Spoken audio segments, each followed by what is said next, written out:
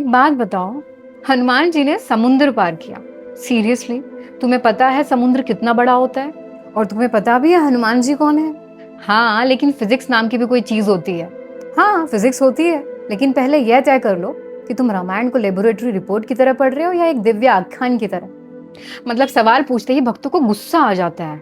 नहीं, गुस्सा सवाल पर नहीं आता, गुस्सा उस एरोगेंस पर आता है जो कहती है जिसे मैं स्केल में ना माप सकूं वह झूठ है। तो मापो ना, कितने किलोमीटर, कितनी स्पीड, कितनी ताकत। पहले तुम यह तय कर लो तुम किसका हिसाब मांग रहे हो, एक नॉर्मल ह्यूमन जम का या उस चरित्र का जिसे रामायण वायुपुत्र, महाबली और दिव्य शक्तियों से युक्त बताती है। ठीक है, लेकिन कैरेक्टर कुछ भी हो, ग्रेविटी सब पर लगती है। हाँ, सामान्य फिजिकल वर्ल्ड में लगती है, और इसीलिए कोई ईमानदार व्यक्ति यह नहीं कहेगा कि आज कोई मनुष्य समुद्र के ऊपर छलांग लगाकर लंका पहुंच सकता है। हाँ, तो बात खत्म। हनुमान जी की छलांग इम्पॉसिबल थी। नहीं, शायद तुम्हारा सेंटेंस अधूरा है। तुम्हें बोलना चाहिए ऑर्डिनरी ह्यूमन फिजिक्स में इम्पॉसिबल थी। अच्छा, और इससे क्या बदल जाएगा? इससे तुम्हारी गलती सामने आएगी। तुम एक दिव्य आख्यान को सामान्य मानव शरीर पर लागू कर रहे हो, फिर उसकी गलत कंपैरिजन से उसे रिजेक्ट कर रहे हो। Well, convenient escape. नहीं, इंटेलेक्चुअल ऑनेस्टी।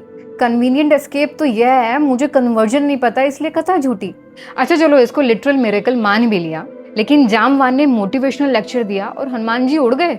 तुम्हें सिर्फ लेक्चर दिखा, मुझे अवेकनिंग दिखी। हनुमान शक्तिहीन नहीं थे, बस उन्हें अपनी शक्ति का स्मरण नहीं था।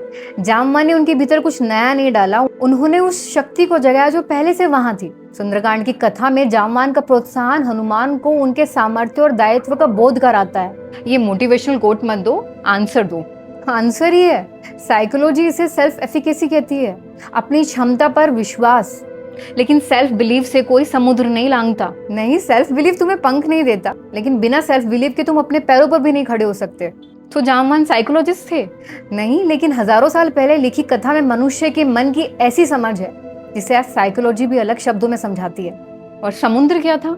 शायद तुम्हारे लिए पानी, हनुमान जी के लिए राम कार्य का रास्ता, और असली जीवन में हर उस व्यक्ति के लिए उसकी सबसे बड़ी रुकावट।